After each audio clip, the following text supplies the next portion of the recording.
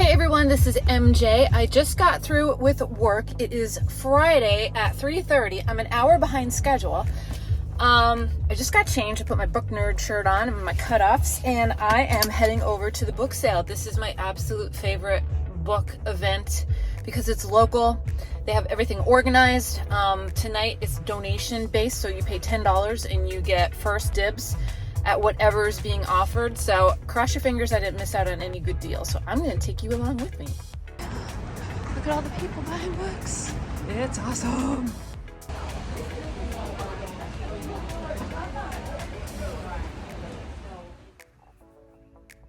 Oops, I did it again.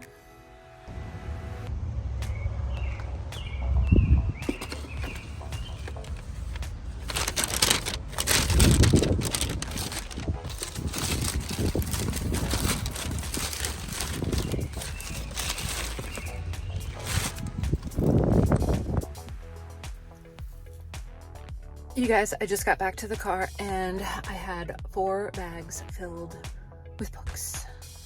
This sale had to be the most booktube-ish sale ever. All the mainstream stuff that I was looking for, could not find a damn copy to save my life.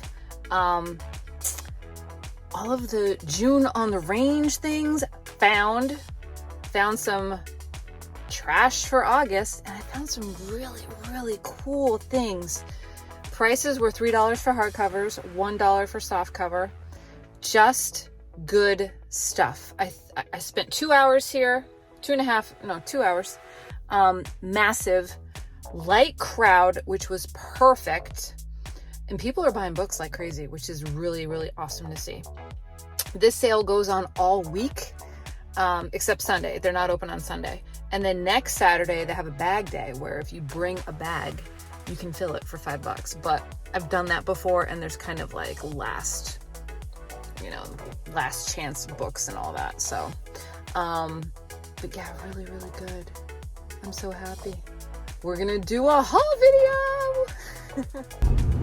So here's the thing with actually going to the book sale is that the books, you don't realize how dirty they are until you get back to your car and you feel really grimy. Like my hands, I don't know if you can see, but they are gray, borderline black, just from picking up all the different titles. Hey everyone, this is MJ. You are at my channel called Reading This Life, and guess what? I am fresh off of a book haul. My favorite library, one of my favorite libraries, has a huge book sale every year that goes for a week straight. Tonight is opening night. You pay $10 entrance fee for VIP first access, and I am fine with that. Take my money, because you get first dibs on all the books, and there are so many books. I spent 2 hours there. I ran out of arms. I had to put bags down and get more bags. And I think I did really well. And I think you all are going to be surprised with some of these picks because I've got a lot of booktube influence happening. And I found some treasures that people bypass and they don't even know that they bypassed. And I found some trash, and I found some June on the Range and a screenplay. Like, there's just so much. So stay tuned. This is part 1 of 2. All right, we're gonna get let's get cozy. I gotta maneuver around all the books here. Hey. Hi. Hello, how are you? Are you happy it's Friday? It's Friday where I am, and the one thing about book sales, and I think I mentioned it in my entrance video, is that they can be dirty. You know, they really can.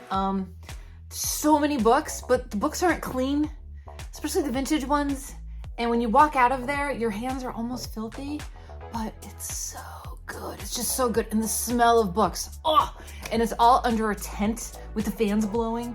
It's just fantastic. The only thing that I could wish that they had was just like waiters with champagne coming around, and I would be in heaven. Anybody with me? Comment down below. Okay, so I did the $10 entrance fee. Okay, and all of this goes back into the library, which I am totally fine with because libraries are strapped for funding. people don't donate to libraries anymore. You know, states are cutting funding. Federal government is cutting funding left and right. So if they want to take my money, please take it, because I know that I will get it back with downloading ebooks and borrowing books, etc., etc. So it's kind of like a continuation. It's like a continuing relationship, me and libraries, and I do love a good library. So $10 entrance fee. My first haul was $46, and then I put that down, had them hold it for me, and then I walked around some more, and I got another $8 worth of books. Paperbacks were $1, hardcovers were $3. So yeah, and I'm okay with that. I'm okay with that because it goes back to the library. So we're gonna do half of my haul today. I'm gonna film this in 2 parts. So half today in this video, and then we're gonna do another half in the next video. And you don't have to watch it today if you don't want to, but if you want to, you can. So whenever I go to like a library sale, I always want to wear like a bookish tee, and that's one of my favorite ones because it says book nerd, because that's what I am. Okay, so we're gonna go through the books, and I'm gonna try and do this all in one cut, one take. All right, so let's go. Ooh, these are chunkers. All right. Okay, so I got this. This actually was like the last book I picked up. And it's so cute. And this is one of the books that I discovered was written during the year I was born. This is a part of the birth year book tag that was going around. And this wasn't the book, but it was one of the books. And it's All Creatures Great and Small. Look at the puppy, he's so cute. All Creatures Great and Small, and All Things Bright and Beautiful. So it is 2 volumes in one. I could not say no, so that is on my list. I made a promise that I would read All Creatures Great and Small. I didn't read it yet, but I will. I don't know when, hopefully this year, but I'm happy that I found it because I was looking for this. So that's one. I'm like out of breath because I'm so excited. Don't you get excited when you get books? Oh, love it. Okay, this is another chunker. I got this really, really nice copy of Middlemarch by George Eliot. Can you see it? This is a Book of the Month copy, I think. Oh, there's a... Oh, I love that. Look, there's a receipt that was used as a bookmark. Oh, it tells you how your bill is set up, but they use this as their bookmark. So I'm going to keep that in there. This is one of those found bookmark things. This is, dear friend, here's how to read your new account statement. Book of the Month blue. And this book is it is a Book of the Month club from New York. And this edition was created in 1992. So I'm happy to have this on my shelf because I've never read George Eliot. I've never read Middlemarch. I know there is a Middlemarch event going on. I think one of my booktuber friends, Read Fighting Books, is doing it now. But I'm not doing it now, but I'll do it soon. So that's two. And I'm not a chunk person. This year, I think I'm calling it the year of the chunk because I read 2 chunks so far this year. Next, I had to get this because I love Leonard Cohen. So it's Leonard Cohen, Beautiful Losers, and this is a trade copy. And it says, one of the blurbs says, leaves one gasping for breath, as well as suitable words. Cohen is a powerful poetic writer. As imagined by Leonard Cohen, hell is an apartment in Montreal where a bereaved and lust-tormented narrator reconstructs his relations with the dead. In that hell, 2 men and a woman twine impossibly and betray one another again and again. Memory blurs into blasphemous sexual fantasy, and redemption takes the form of an Iroquois saint and virgin who has been dead for all of 300 years but still has the power to save even the most degraded of her suitors. First published in 1996, Beautiful Lovers demonstrates that its author not only is a superb songwriter, but also a novelist of visionary power. Funny, harrowing, and fiercely moving, it is a classic erotic tragedy, incandescent in its prose and exhilarating for its risky union of sexuality and faith. Leonard Cohen, Beautiful Losers. This may be for August. We'll see. Okay, so that was bag number 1. Let's go to bag number 2.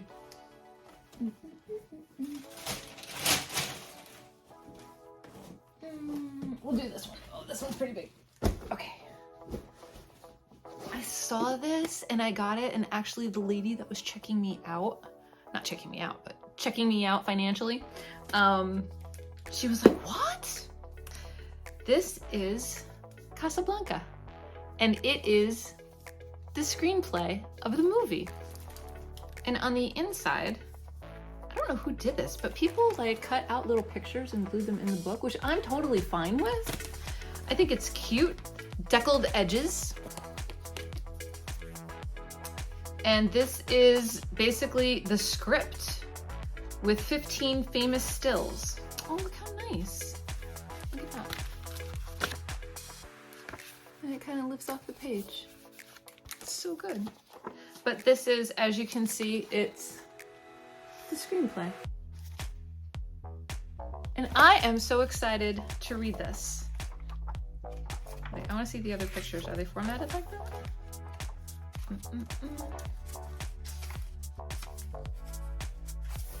Have you seen Casablanca? Is it one of your favorites?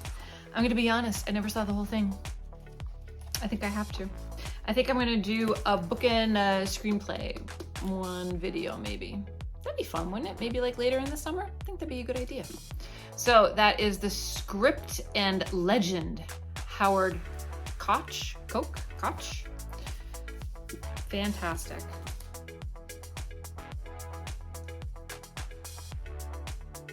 It says, in this unusual publication assembled by Howard Koch, not only is the entire Epstein-Koch script reproduced, but the extraordinary story surrounding the making of the film is recalled for the first time by screenwriter, whose indelible print is on the final version of the script. That's wonderful. I love it. So Casablanca fans, got this one. This was printed in, let me see. This is a book club edition. This is from 1973. It's just so good. All right. Casablanca. Okay. There's a lot in here.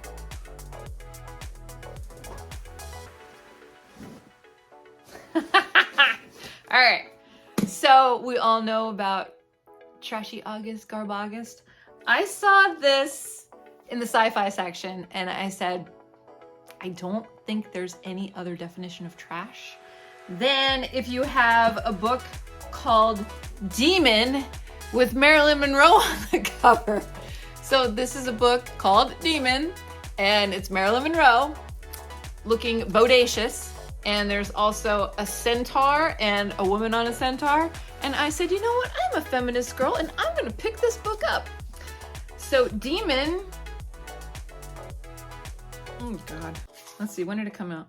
1984, so it's 80s goodness. And I don't think it's actually Marilyn, but it is definitely Marilyn's reproduction on the cover. So, August. Demon, baby.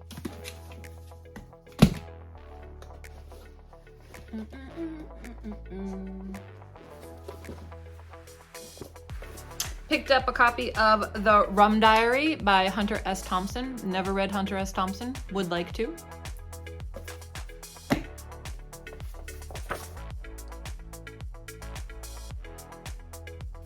Begun in 1959 by a 22-year-old Hunter S. Thompson, The Rum Diary is a brilliantly tangled love story of jealousy, treachery, and violent alcoholic lust in the Caribbean boomtown that was San Juan, Puerto Rico in the late 1950s.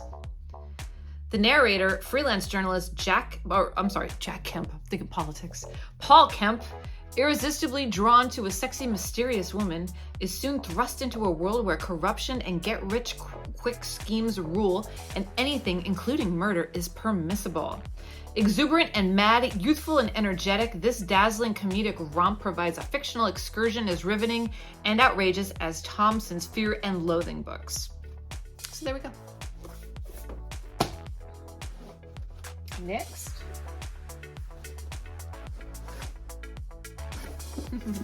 So at this library sale, they have a section, everything is sectioned off. I will put a copy of the map right here, so you could like stop and look and see where everything's at, but they have one table full of signed copies. So I'm looking, I see a lot of local authors, I'm seeing all this, and then I see a Sidney Sheldon. And this is The Stars Shine Down. And it is signed by Sidney Sheldon. How can you go wrong for $3? You can't. The Stars Shine Down is Sidney Sheldon's 12th novel, set against the glamorous world of international business. It features a complex and compelling heroine faced with a series of tantalizing men and life-shattering decisions. Laura Cameron is young and beautiful. Rising from a past she seeks to repress, she achieves her wildest ambition by creating a much-envied business empire. Then overnight, all that is gone before her. Her fortune, her achievements, and her marriage is a terrible risk. Paul Martin, a brilliant but mysterious lawyer who is captivated by Laura, finally is faced with her desire for independence and his own compulsion not to let her go. August, baby. Trash.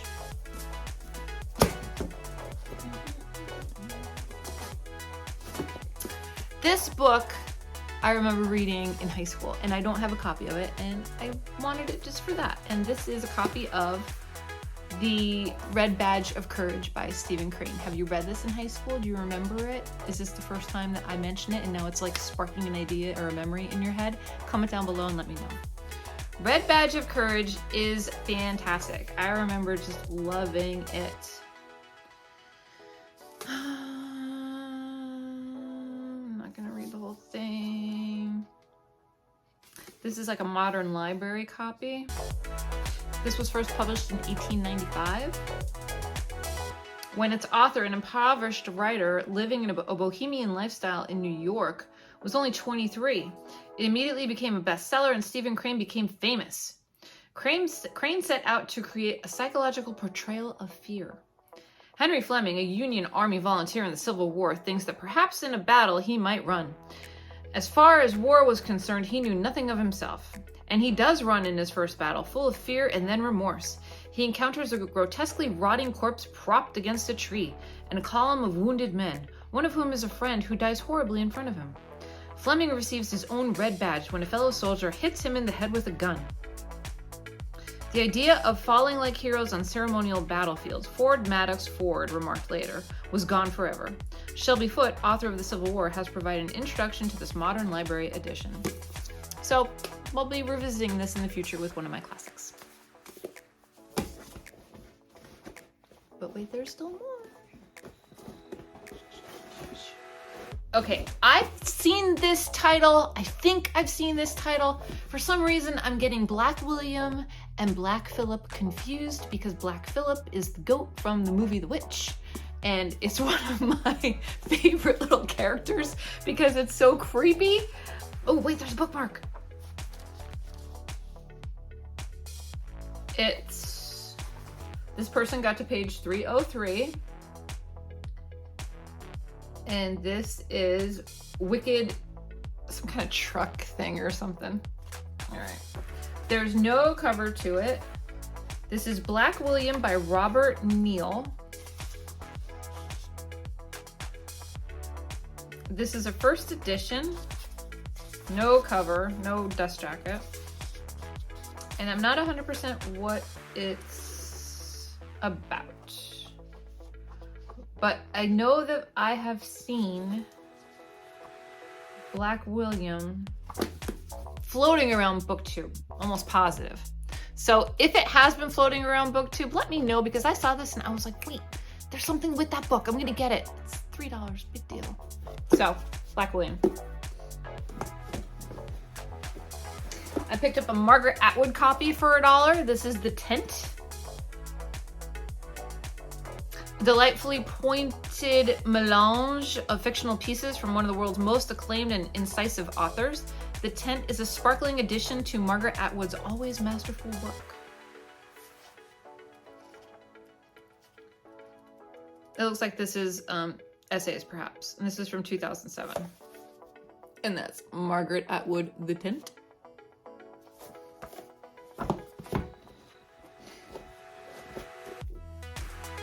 I've never read this and I always wanted to. I think I started it a long time ago. It was free on Amazon and I said, ooh, it's a copy for $1. I'll get it. This is Flowers for Algernon. About the little mouse. More than 5 million copies sold. One of those 5 million haven't read it yet, so here you go. So I am going to read it and hopefully I'm going to like it. Comment down below. Let me know if this is one of your favorites. Then I got 2 Westerns. I did. Okay, so people were talking a hell of a lot about Shane, saying that it was really, really, really, really good. So I got this copy for $1. And this is the unforgettable novel of a boy's love and a gunman's struggle to escape his past. Call me Shane. He rode into our valley in the summer of '89, a slim man dressed in black. Call me Shane, he said. He never told us more. There was a deadly calm in the valley that summer, a slow climbing tension that seemed to focus on Shane. There's something about him, Mother said, something dangerous. He's like one of these here slow burning fuses, the mule skinner said. There's mule skinners? Ugh. Quiet, so quiet you forget it's burning till it sets off a hell of a blow of trouble. And there's trouble brewing, taut, grim, and unforgettable. Shane. They actually had a nicer copy, a vintage copy, that was this photo, just like on the whole cover of the book. But there was a huge cutout, and I was like, oh, gotta get the better copy. But I really wanted the vintage one. Okay, and then I saw in June on the Range or on another Discord, people talking about the Longarm series. And I was like, I'm curious, and I want to read it. So this is one of 6 books that I got from the Longarm series. And I thought it was decent. This is the Longarm series. God, there's 161, how many books? There's over 200 books in the Longarm series? Are you kidding me? So this is by Tabor Evans. A widow in trouble pins on a badge and leads Longarm to the edge of a grave built for 2. There's Longarm and the Lady Sheriff. The Lady in Black. Medicine Skull was built on the reputation of its lawman, Sheriff Landers, and the town went down when he did. No man in all of Wyoming is brave enough to take his badge and face the cutthroats who killed him. The job's going to take someone with a heart of steel and vengeance in their blood, someone like Flanders' widow. If Matilda Flanders wants a job this dirty and dangerous, she needs Longarm by her side. But there's more than one scoundrel who'd rather burn the town to the ground than give it up. They'll see to it that the next funeral she attends will be her own. And the grave they're digging will be enough for 2. Don't miss others in this series. There's over 160 books in this series? My God, that's a lot. Okay, but anyways, they seem fun. They seem like little, you know, I don't know, potato chips. Like you just want to dive through it, eat it, enjoy it, and then move on. Not a lot of thinking with these books, right? No, they're fun. Okay, and that is part 1 of the haul from tonight. Now, remember to like this video, comment down below, let me know. Have you read any of these books? Are you interested in any of these books? Do any of these tickle your fancy? I am going to hit stop and I'm going to continue with part 2 because I want to get all this done because I am sweaty and I need to take a shower and I need to do all that stuff. Okay. And this is, oh my God, it's 18 minutes. Okay. So you can either save part 2 for tomorrow or just wait till part 2 rolls on in. All right, everyone. So until next time, thank you so much for watching. Thank you so much for subscribing. I appreciate every single one of you. And I hope you are all doing well and staying safe. Make sure you are taking care of yourself so you can take care of others. And I will see you in the next video that's coming up right now. All right, goodbye for now.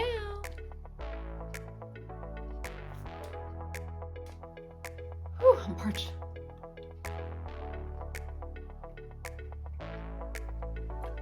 Okay. Hi.